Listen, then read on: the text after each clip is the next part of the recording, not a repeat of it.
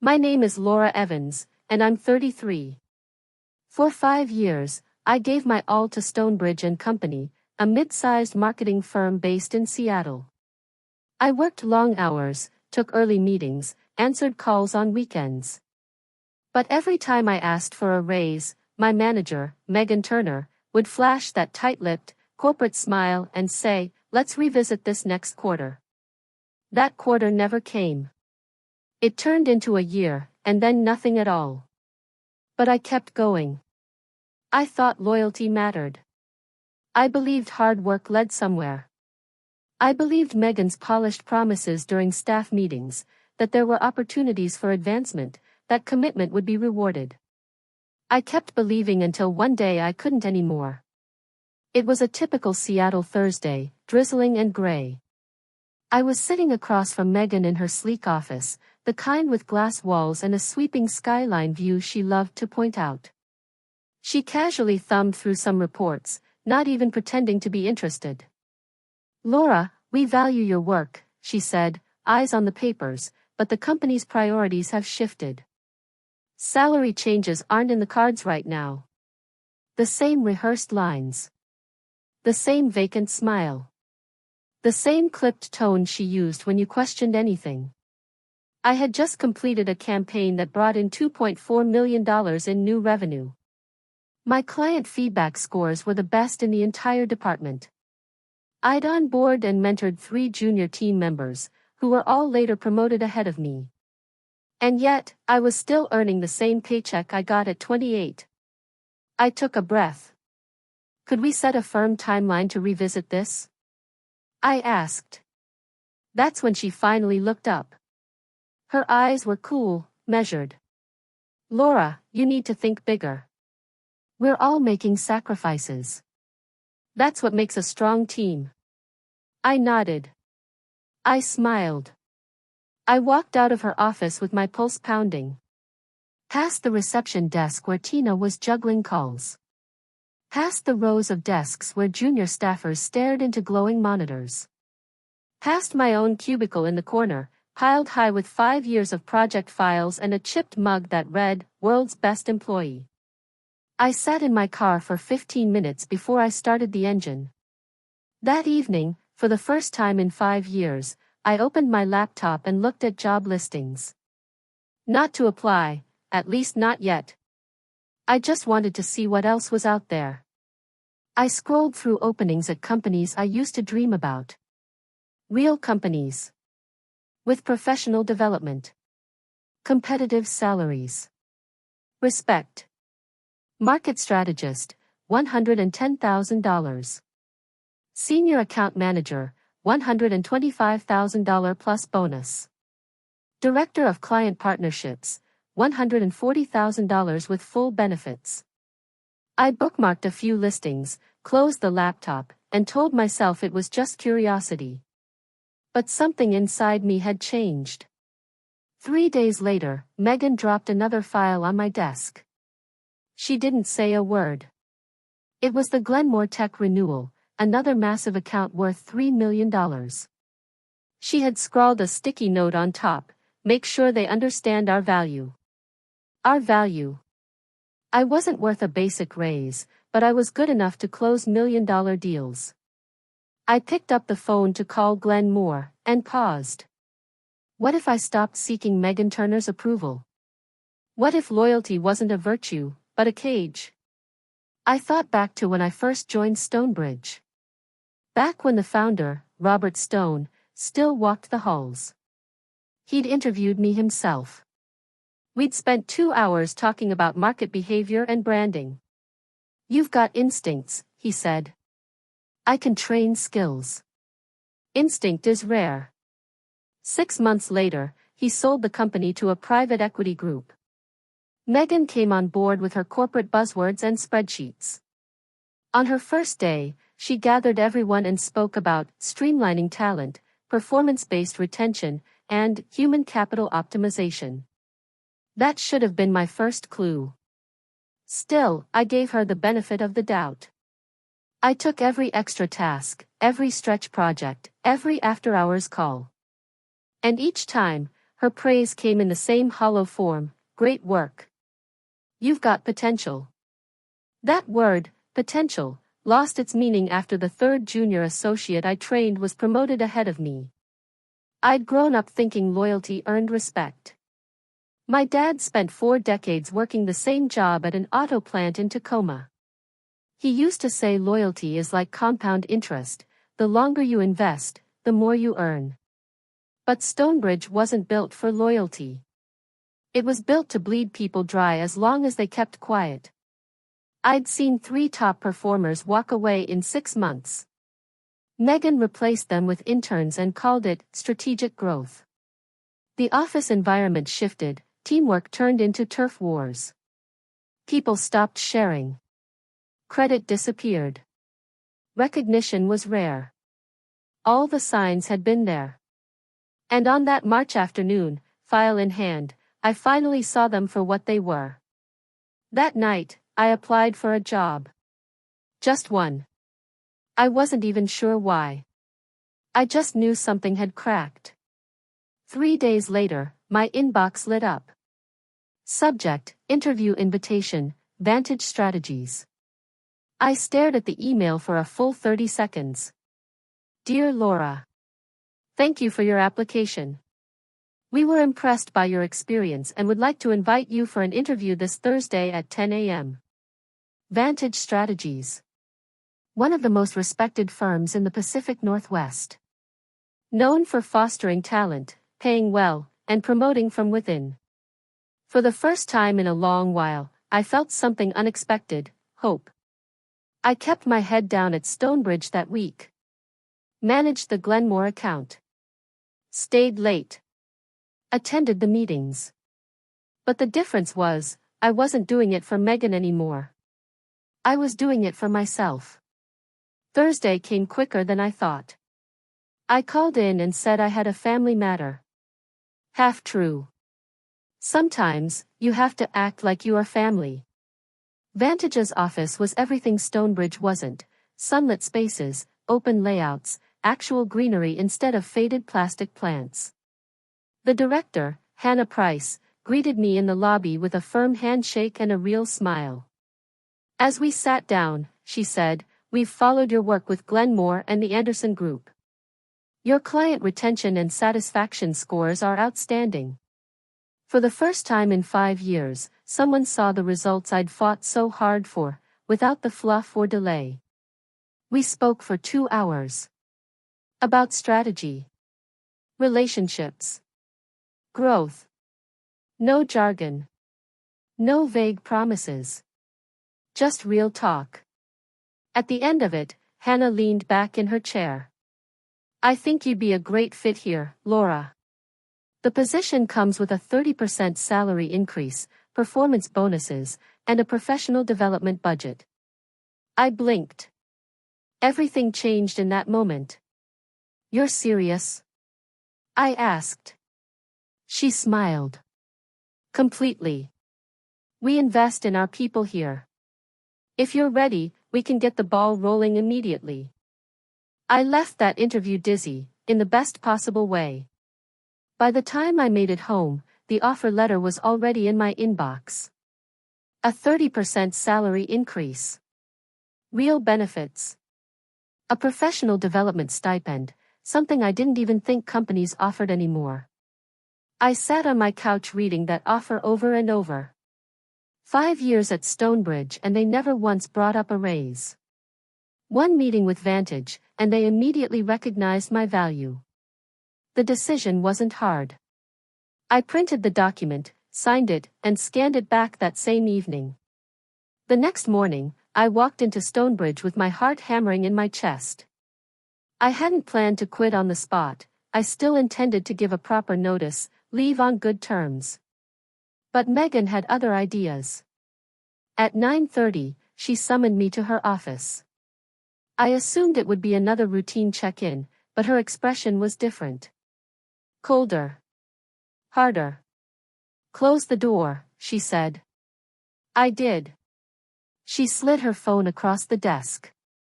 On the screen, my LinkedIn profile, a comment from a Vantage recruiter on a recent post of mine. Something harmless, great catching up, which I hadn't even noticed. Megan's eyes locked onto mine. Care to explain this? I kept my voice steady. I applied for a role at Vantage on my own time, using my personal resources. Her mouth curved into something between a sneer and a smirk. So, it's true. You've been job hunting behind my back. Behind her back, as if I'd violated some unspoken code of loyalty. I opened my mouth to respond, but she cut me off. I don't tolerate disloyalty. You've made your decision. She opened a drawer and pulled out a paper. Your badge access is already revoked. Please collect your things. I blinked. You're firing me for looking elsewhere? I'm terminating your employment due to breach of trust. Disloyal employees don't belong here. Her words stung, not out of fear, but because I finally saw her without the mask. I stood, straightened my blazer, and offered the calmest smile I'd ever given anyone. Then I wish you the best, Megan. Her eyes narrowed as I turned and walked out, not just of her office, but out of her control. I didn't yell. Didn't cry. I didn't need to. Sometimes, the most powerful move is leaving in silence. Monday came with gray skies and cool air. Typical for spring in Seattle. But I didn't wake up anxious. I felt light. After 5 years of endless meetings, ignored feedback, and empty promises, I was finally free from Stonebridge. I began my first day at Vantage Strategies, and the contrast was immediate. No performative energy, no hollow speeches. Just focused, thoughtful professionals doing real work in a space that felt human, not like a box with bad coffee. Hannah Price met me in the lobby. We're so glad you're here, Laura. For the first time in years, I believed someone when they said that. My onboarding wasn't some recycled slideshow. It was a personal conversation about expectations, growth, and what success would truly look like. While reviewing my client history, Hannah leaned in. One more thing, word is Glenmore Tech may be looking for a new agency. My eyebrows rose. Glenmore? They've been with Stonebridge forever. Hannah smiled knowingly. Not anymore. Apparently, their new rep isn't meeting standards. I felt a strange mix of curiosity and quiet satisfaction. Megan had reassigned my accounts the moment she let me go. Probably handed them to a junior she could micromanage. I wondered how well that was going. Later that day, my phone buzzed with a message from a number I didn't recognize. Laura, this is Nathan Kim from Glenmore Tech. Are you available to discuss a consulting opportunity? I stared at the message for a few seconds. Then I responded. Absolutely. Let me know what time works. I didn't need to ask what had gone wrong at Stonebridge. I already knew. By Wednesday, we had a meeting scheduled. I sat across from Nathan in a clean, modern conference room, his assistant quietly closing the door behind us. I'll be direct, he said. Since your departure, things have fallen apart. Missed deadlines. Delayed responses. It's been a headache. I kept my expression neutral. That's unfortunate to hear. He leaned forward. We also know how much you handled directly. How much we depended on you. If you're open to it, we'd consider transferring our business, if you're willing to lead it. I nodded. I'd be happy to discuss a partnership through Vantage. A smile spread across his face. That's exactly what I was hoping you'd say. By Friday, the agreement was signed. Glenmore Tech, a $3 million account, was now with Vantage Strategies. And that was just the beginning. I didn't reach out to Megan. I didn't need to. Word travels quickly in Seattle, especially in consulting. By Monday, I started getting texts, former colleagues, even clients. Did you seriously land Glenmore for Vantage?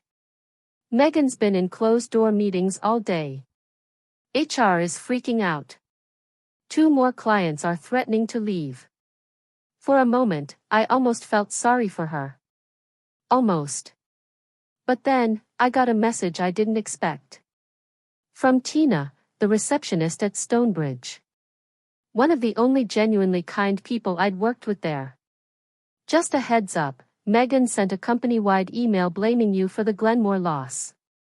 Accused you of leaking information. She's trying to damage your name. I stared at the screen, my chest tightening. So that was her move. Fire me, then try to ruin my reputation. The old anger stirred, but this time, it didn't control me. Instead, I smiled. Megan had just made a very big mistake. I wasn't worried about rumors. Or my image. I'd signed a clean contract with Vantage. No non-compete. No conflict. And Glenmore had come to me. But Megan? She had just broadcast a false accusation to an entire company. In writing. That wasn't just petty, it was legally reckless. I knew exactly how to handle this. I forwarded Tina's message to Hannah with a brief note, thought you should see this. 5 minutes later, Hannah replied. Let's talk Monday. Also, Laura, you did the right thing. Megan thought she'd buried me. She had no idea. I was only just getting started. Monday morning, I walked into the Vantage office feeling a calm I hadn't felt in years. Before I even reached my desk, Hannah waved me into her office. She shut the door behind us. I read Tina's message. Legal reviewed it too. I sat down, watching her carefully. Hannah was calm, professional, but I could see the steel behind her gaze. Megan crossed a line. Written slander. Targeting a former employee. And doing it in front of clients. That's not just a mistake. That's actionable. I leaned forward slightly. I don't want this to become a war. She smiled. You didn't start one. But we'll finish it. That afternoon, Vantage's legal team sent a formal letter to Stonebridge and Company. A cease and desist. Clear. Direct. Legally sound. They were ordered to retract the defamatory statements immediately, or face a lawsuit for defamation and tortious interference. It wasn't personal. It was accountability. It was business. But Megan had made it deeply personal. The fallout began within 2 days. I didn't reach out to anyone, didn't need to. The calls and messages started coming in on their own. Laura, we heard you're at Vantage now. Can we connect? We've been reconsidering our contract with Stonebridge. Could you introduce us to your new team? Turns out, when you treat employees like they're replaceable, clients take notice. And when those employees walk, a lot of the business walks with them. By Friday, Hannah pulled me into her office with a quiet smile. We've signed 3 new clients this week, she said, tapping a folder, and all of them were from your previous client list. She flipped open the folder. Oh, and Glenmore Tech just expanded their contract by 20%. They're adding a new digital strategy initiative. I blinked. They did what? They said you restored their faith in agency partnerships, Hannah said. Apparently, Megan didn't understand your worth. But we do. That should have been the end of the story. A clean departure. A new beginning. A silent win. But Megan wasn't finished. Bullies rarely are. The following Monday, Tina messaged me again. HR meeting today. Megan's being investigated. She told leadership you stole clients. But Glenmore's CEO just sent a letter clearing your name. It's bad, really bad. I read it twice. A strange mix of anger and awe bubbled up. Glenmore hadn't owed me anything. But they'd stood up, on their own, and told the truth. That meant more than I could say. And just like that, the story spread through the consulting world like wildfire. Stonebridge launched an internal review, digging into everything Megan had touched. And what they found wasn't pretty. She'd churned through half the senior team in under 2 years. Client retention plummeting. Employee turnover the worst in the company's history. Her management style, once praised for being results-driven, had become a glaring liability. Then came the call. Robert Stone, the founder of Stonebridge and long retired, rang my phone. I hadn't heard his voice since my early days. "Laura," he said, steady but solemn, "I'm so sorry for how things turned out. This isn't the company I built." I paused. "Thank you, Robert. I've agreed to step back in, temporarily. The partners asked me to advise on leadership decisions. I only hope it's not too late to repair what's been lost." I believed him. But I also knew some things can't be patched. Not if they've been broken too long. A week later, the news was public. Stonebridge and Company announces executive leadership change. Megan Turner departs effective immediately. No farewell statement. No spin. Just a quiet sentence buried in a business journal. But everyone knew what it meant. She hadn't stepped down, she'd been removed. I didn't feel joy. No smug satisfaction. Just closure. She'd fired me. Humiliated me. Tried to tarnish everything I'd built. And now, she'd lost the power she thought made her invincible. Because loyalty cuts both ways. And when you weaponize it against people, it eventually backfires. I thought that would be the final chapter. But I was wrong. Megan wasn't done. Weeks later, I got a LinkedIn notification. "Megan Turner viewed your profile." Seemed harmless. But then I got a call from an old recruiter I trusted. "Off the record, Megan's been asking around about you. Telling people you broke confidentiality agreements. She's trying to get you blackballed." My stomach turned. She wasn't just bitter, she was actively trying to erase my future. In an industry as small and interconnected as ours, even a single whisper can follow you for years. I sat by the window of my new office, watching the clouds over Seattle. I could have ignored her. Focused on my clients. Let it all fade. But then I remembered something my dad used to say. If you let someone believe they got away with it, they'll never learn. So I didn't retaliate. No public posts. No heated messages. No name-calling. I documented everything, every rumor confirmed by trusted sources, every action that could be traced back to her. Vantage's legal team reviewed the evidence. Then they contacted the Pacific Northwest Consulting Association, the ethics body that governs professional behavior in our field. Turns out Megan had broken multiple rules. Defamation. Malicious interference. Professional misconduct. They launched a formal inquiry. 2 months later, her name was officially removed from the association's directory. In simple terms, she was blacklisted. No respected firm in the region would hire her again. I didn't gloat. I didn't throw a party. Because this wasn't revenge. This was justice. Weeks after the ruling, I got one last email. Short. Blunt. From Megan. "Congratulations. You got what you wanted." I stared at the message for a long moment. Then typed back. "What I wanted was to work in a place where respect is mutual. You wanted control. We both got what we deserved. Send." Done. That was the last I ever heard from her. Over the next 12 months, my career at Vantage soared. I built relationships with clients who saw my value. Companies like Glenmore Tech, Silverline Industries, Harper Logistics, all of them reached out to me directly. Not because I begged. Because I delivered. Before my first year was up, Hannah promoted me to Director of Client Partnerships. A 35% raise.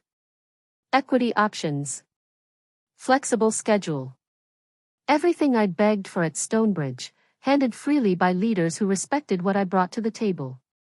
One evening, over drinks with Hannah and the executive team, we started talking about leadership, what builds a company up, and what tears it down. I shared the truth.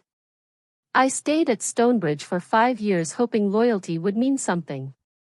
But all it ever did was teach me that loyalty, without respect, is just a trap. Hannah raised her glass. That's why we build differently. I smiled. Now I know, loyalty isn't a debt you owe. It's a choice. One you make when people earn it. We clinked glasses.